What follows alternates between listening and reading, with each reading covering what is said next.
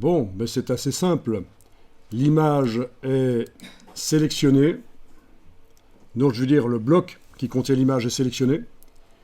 Vous utilisez le nuancier, donc touche F5, et vous choisissez une couleur, et vous voyez que c'est la couleur du fond du bloc. C'est la couleur du fond du bloc.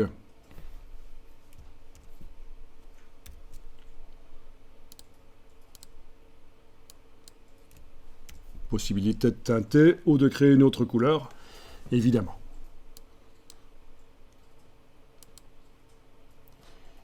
Et quand vous double-cliquez, vous êtes au niveau du contenu. Donc le bloc est brun au lieu d'être bleu. Quand vous avez double-cliqué, vous êtes au niveau du contenu. Et là, quand vous choisissez de modifier la couleur de fond, eh bien ça va modifier ce qui est noir. Avant, c'est ce qui était bleu qui était modifié, et là, c'est ce qui est noir. Donc je veux dire, avant, c'est ce qui était blanc dans l'image qui était modifié. Donc le blanc était transparent, en fait, on voyait le fond du bloc. Et là, c'est vraiment les parties noires de l'image que vous colorisez. Voilà. Bon, ça peut être amusant de mettre les parties noires de l'image en bleu foncé et le bloc derrière. Quand je clique à côté et que je le sélectionne, donc le fond du bloc, lui, en bleu clair. Donc ça, c'est un peu un effet de bichromie. On appelle ça la bichromie. C'est utiliser deux encres pour imprimer des documents. Au lieu d'imprimer avec 4 encres, on imprime avec 2 encres. Ça fait 2 passages en presse au lieu de 4, c'est 2 fois moins cher. C'est un type de document qu'on appelle les bichromies, mais ceci n'est pas une bichromie réelle, c'est une simulation. Il faudrait faire un peu plus pour que ce soit une vraie bichromie, mais comme ça je vous sors le terme bichromie, comparé à quadrichromie.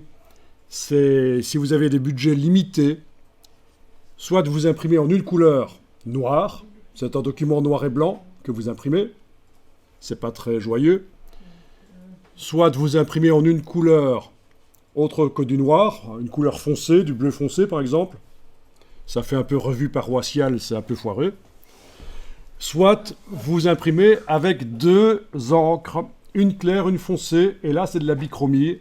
C'est le bon compromis entre la quadrichromie qui est chère, 4 encres, si en magenta, jaune, noir, et une seule encre. Oui, une photo noir et blanc, mais une photo noir et blanc réelle, ça aurait fonctionné. Donc tu me demandes si on avait importé une image noir et blanc sans passer par Photoshop, mais il fallait que ce soit une image niveau de gris, un seul canal, pas une image RVB qui a l'air d'être grise. Là, on ne peut pas la coloriser dans InDesign alors. Il faut vraiment que ce soit une image à un seul canal, une vraie image noir et blanc. Ici, j'ai rapidement tapé dans Bing « Publication en bichromie » et je tombe sur des exemples qui vont vous faire comprendre que, voilà, avec seulement 2 encres, on peut faire une publication. Ici, du rose et du vert. Et là où ça se superpose, bien sûr, ça s'assombrit et ça fait une 3e couleur. Donc en réalité, vous avez 3 couleurs. La superposition des 2 couleurs, des 2 encres utilisées, fait une 3e couleur qui peut être utilisée pour faire des photos. Notamment ici, ils ont fait quelque chose de très artistique. Ils n'ont pas essayé pour les photos d'utiliser à la fois le vert et le rose superposés pour obtenir quand même quelque chose qui ressemble à une image noir et blanc.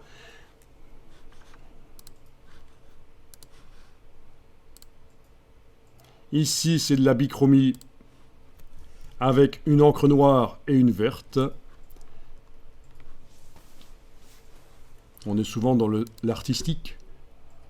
Donc, auparavant, il y a de ça une 30aine d'années, la bichromie, on en voyait encore souvent pour des publications, des publicités, des revues, pour des raisons économiques. Mais maintenant, tant qu'à faire, on fait des choses un peu artistiques avec la bichromie. Voilà encore un exemple d'impression en bichromie. Donc 2 fois moins cher que... Non, pas exactement 2 fois moins cher, parce qu'il y a quand même encore un boulot de mise en route de la presse. Et parfois, ce sont des encres spéciales, donc qu'on mélange, que l'imprimeur mélange. Par exemple, cette encre-là, c'est pas du cyan, c'est pas du magenta, c'est pas du jaune, c'est pas du noir, mais l'imprimeur va mélanger du cyan, du magenta, avant de la mettre, l'encre, le résultat obtenu par le mélange, là, le mettre dans la presse. Donc il y a quand même un boulot.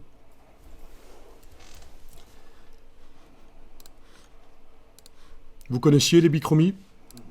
Oui? Ça vous dit quelque chose? Les revues paroissiales?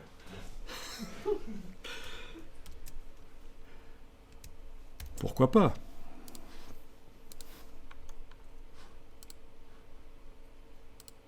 Intéressant.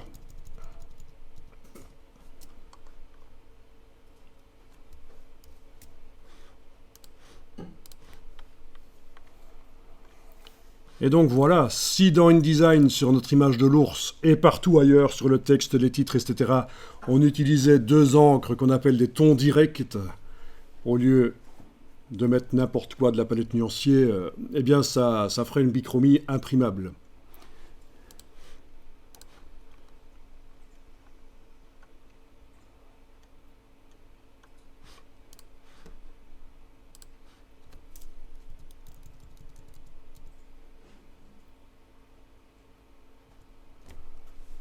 Donc ici, à mon avis, ça doit être une trichromie, à moins que les parties noires des photos soient par superposition du rose et du bleu. Il faudrait voir de plus près. Puisque plus on superpose les encres, plus ça s'assombrit. Donc on est souvent dans l'artistique, évidemment. Pardonnez la qualité des photos, mais voilà, vous avez une idée de ce qu'est une bichromie, donc deux encres, noir et bleu ici.